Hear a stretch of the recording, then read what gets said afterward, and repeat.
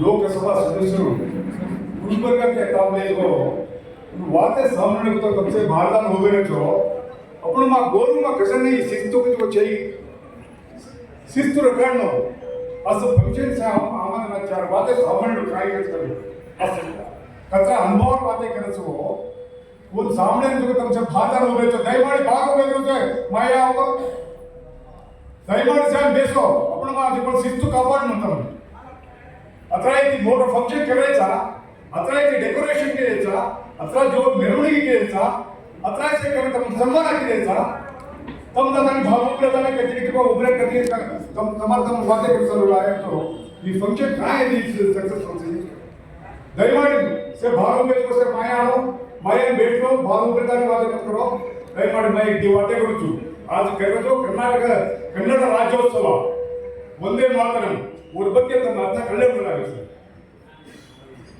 ಬಾಲಿಸು ಕನ್ನಡ ಡಿಂಡಿ ಮೂವ ಓ ಕರ್ನಾಟಕ ಹೃದಯ ಶಿವ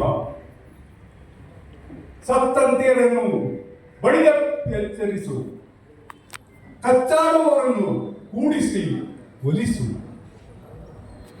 ರಾಷ್ಟ್ರಕವಿ ಕುವೆಂಪು ಇದು ಎಷ್ಟು ಒಳ್ಳೆಯ ನೀತಿ ಮಾತುಗಳು ಇವಲ್ಲ ಅವನ್ನ ನಾವು ಸ್ಮರಣೆ ಮಾಡಬೇಕಿಲ್ಲ ಹಚ್ಚೇವು ಕನ್ನಡದ ದೀಪ ಕರುನಾಡ ದೀಪ ಸಿರಿ ನುಡಿಯ ದೀಪ ಒಲ ವ್ಯಕ್ತಿ ತೋರುವ ದೀಪ ಅಂತ ಹೇಳಿ ಎಸ್ ಸಿ ಕರ್ಕಿಯವರು ಮಹಾಕವಿಗಳು ಅವ್ರು ಹೇಳಿದ್ದನ್ನು ನಾವು ಸ್ಮರಣೆ ಮಾಡಬೇಕು. ಯಾಕಂದ್ರೆ ಆ ದೀಪ ಕನ್ನಡಿಗರ ಮನೆಗಳಲ್ಲಿ ಕನ್ನಡಿಗರ ಮನದಲ್ಲಿ ಅದು ಬೆಳಗಬೇಕು. ಹೊತ್ತಿತೋ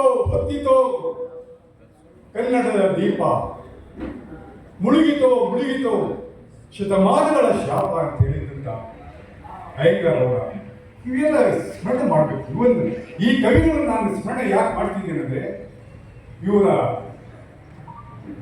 ಈ ಕರ್ನಾಟಕ ಏಕೀಕರಣಕ್ಕೆ ಪ್ರತ್ಯಕ್ಷ ಪರೋಕ್ಷವಾಗಿ ಇವರು ಸೇವೆ ಸಲ್ಲಿಸಿದ್ದಾರೆ, ಕೊಡುಗೆ ನೀಡಿದ್ದಾರೆ. 1905 ನಮಗೆ 1956 ನವೆಂಬರ್ 1 ಕರ್ನಾಟಕ ಏಕೀಕರಣ ಆಯಿತು. ಇಷ್ಟು ಸುಲಭವಾಗಿರಲಿಲ್ಲ. ನಾವು ಸ್ವಾತಂತ್ರ್ಯ ಪಡೆಯಲಿಕ್ಕೆ ಎಷ್ಟು ಹೋರಾಟ ಮಾಡಿದ್ದೀವಿ, ಎಷ್ಟು ಸತ್ಯಾಗ್ರಹ ಹೊಂದಿದ್ದೀವಿ, ಎಷ್ಟು ಚಳವಳಿ ಮಾಡಿದ್ದೀವಿ, ಎಷ್ಟು ಜನ ಬಲಿದಾನ ಮಾಡಿದ್ವಿ, ಎಷ್ಟು ಜನ ಪ್ರಾಣಾರ್ಪಣೆ ಮಾಡಿದ್ವಿ. ಹಾಗೆ ಕರ್ನಾಟಕ ಏಕೀಕರಣ ಆಗಬೇಕಾದ್ರೆ ಇಂಥದೇ ಒಂದು ನಾವು ಚಳುವಳಿ ಮಾಡಬೇಕು, ಹೋರಾಟ ಮಾಡಬೇಕು ಅಂತ ಪ್ರಯತ್ನ ಪಟ್ಟಿದ್ದೆವು. 1905 ಈ ಬ್ರಿಟಿಷರ್ ಕುತಂತ್ರಿಗಳು ಈ ಬಂಗಾಳ ವಿಭಜನೆ ಮಾಡಬೇಕಂತ ಹೇಳಿಬಿಟ್ಟು ಅವರ ಆಡಳಿತದಲ್ಲಿದ್ದಂಥ ಬಂಗಾಳ ವಿಭಜನೆ ಮಾಡಲಿಕ್ಕೆ ಪ್ರಯತ್ನ ಪಟ್ಟರು. ಆಗ ಕುಲಪುರೋಹಿತ ಆಲು ವೆಂಕಟರಾಯ್ ಅವರ ನೇತೃತ್ವದಲ್ಲಿ ಇಡೀ ಬಂಗಾಳದ ಜನ, ಇಡೀ ಕನ್ನಡಿಗರು ಎಲ್ಲ ಸೇರಿ ಸುಮಾರು 6 ವರ್ಷಗಳ ಕಾಲ ಚಳವಳಿ, ಹೋರಾಟ, ಸತ್ಯಾಗ್ರಹ ಎಲ್ಲ ಹೂಡಿ ಕೊನೆಗೆ 1911ರಲ್ಲಿ ಬಂಗಾಳ ಒಂದಾಯಿತು. ಅದು ನಮ್ಮ ಕರ್ನಾಟಕ ಏಕೀಕರಣಕ್ಕೆ ಬಹಳ ಸ್ಫೂರ್ತಿ ನೀಡಿತು. 1915ರಲ್ಲಿ ನಮ್ಮ ಒಳ್ಳೆಯ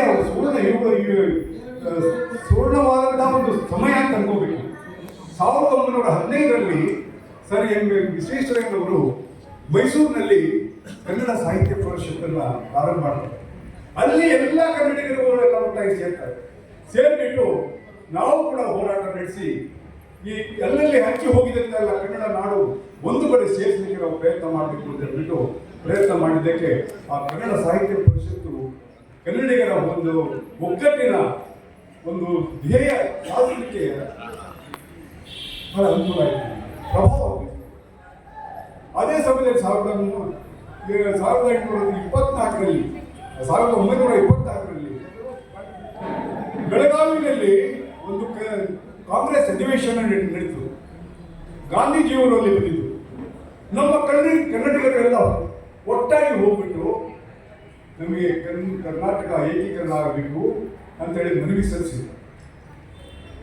ಗಾಂಧೀಜಿಯವರು ಬಹಳ ಸಂತೋಷಪಟ್ಟರು, ಸ್ಪಂದಿಸಿದರು. ಯಾಕಂದ್ರೆ ನನಗೂ ಅದು ಆಸೆ ಇದೆ. ಭಾಷಾವಾದ ಕ್ರಾಂತಿಗಳ ರಚನೆ ಆಗಬೇಕು. ನಾನು ಹೇಳಿದ್ದೀನಿ ಇದನ್ನು ನಿಮ್ಮ ಖಂಡಿತ ನಾನು ಇದನ್ನು ಮಾಡ್ಕೊಡ್ತೀನಿ ಅಂತ ಹೇಳಿದಾಗ ನಮ್ಮ ನಾರಾಯಣರಾವ್ ಬರೆದಂಥ ಉದಯವಾಗಲಿ ನಮ್ಮ ಚಲುವ ಕನ್ನಡ ನಾಡು ಈ ಒಂದು ಗೀತೆಯನ್ನು ಮುಗಿಲು ಬಿಟ್ಟು ಮತ್ತೆ ಹಾಡ್ತಾರೆ. ಮಹಾತ್ಮ ಗಾಂಧೀಜಿಯವರು ಸಂತೋಷಪಟ್ಟು ಎಂದಿರುತ್ತು ಎಲ್ಲರೂ ಸಾಧನೆ ಮಾಡಿ ಒಳ್ಳೆಯ ನಮ್ಮ ಕರ್ನಾಟಕ ಏಕೀಕರಣಕ್ಕೆ ನಾವೆಲ್ಲ ಕೊಡುಗೆ ಕೊಡಬೇಕು, ಸ್ಫೂರ್ತಿ ಕೊಡಬೇಕು ಅಂತ ಹೇಳ್ಬಿಟ್ಟು ಅದಕ್ಕೆ ಸಂಬಂಧಿಸಿ ಕೊಳ್ಳೇಬೇಕು ಅಂತ ಹೇಳ್ಬಿಟ್ಟು ಪ್ರಯತ್ನ ನಾನು ಮಾಡ್ತೀನಿ ಅಂತ ಹೇಳ್ಬಿಟ್ಟು ಆಶ್ವಾಸನೆ. ಅದೇ ರೀತಿ 1956 ನವೆಂಬರ್ 1ರಂದು ಎಲ್ಲ ಅಲ್ಲಲ್ಲೇ ಹಂಚಿ ಹೋಗಿದ್ದಂಥ ಎಲ್ಲ ಕನ್ನಡ ನಾಡು ಒಂದು ಕಡೆ ಸೇರಿ ಮೈಸೂರು ರಾಜ್ಯ ಆಯಿತು. 1973 ನವೆಂಬರ್ 1ರಂದು ಒಂದಿನ ಮುಖ್ಯಮಂತ್ರಿಗಳಾಗಿದ್ದಂಥ ದೇವರಾಜ ಅರಸರ ಆಡಳಿತ ಅವಧಿಯಲ್ಲಿ ಅವರ ಕರ್ನಾಟಕ ಅಂತ ನಾಮಕರಣ ಆಗಿದೆ. ಅದಕ್ಕಾಗಿಯೇ ಕರ್ನಾಟಕ ಆವತ್ತಿನಿಂದ ನಾವು ಈ ಕನ್ನಡ ರಾಜ್ಯೋತ್ಸವವನ್ನು ಆಚರಣೆ ಮಾಡ್ತೀವಿ. 1956 ನವೆಂಬರ್ 1 ಏಕೀಕರಣ ಆಯಿತು. 1973 ನವೆಂಬರ್ 1 ಕರ್ನಾಟಕ ಅಂತ ನಾಮಕರಣ ಆಯಿತು. ಆಮೇಲೆ ನಮ್ಮ ಕನ್ನಡ ಇಷ್ಟು ಇಡೀ ಜಗತ್ತಿನಲ್ಲೇ ಪ್ರಸಿದ್ಧಿಯಾಗಿರುವಂತಹ ಭಾಷೆ ಇದು. ನಮ್ಮ ಕನ್ನಡ ಭಾಷೆಗೆ ಎಷ್ಟು ನಮ್ಮ ಸಂಸ್ಕೃತಿ, ನಮ್ಮ ನಾಡು ನುಡಿ ಇದರ ಬಗ್ಗೆ ಬಹಳ ಇಡೀ ಜಗತ್ತಿನಲ್ಲೇ ಒಳ್ಳೆಯ ಇದೆ. ಅದಕ್ಕಾಗಿಯೇ ನಮ್ಮ ಈ ಕನ್ನಡ ಭಾಷೆಗೆ 8 ಜ್ಞಾನಪೀಠ ಪ್ರಶಸ್ತಿಗಳು ಬಂದಿವೆ. ಅಷ್ಟೇ ಅಲ್ಲ, ಶಾಸ್ತ್ರೀಯ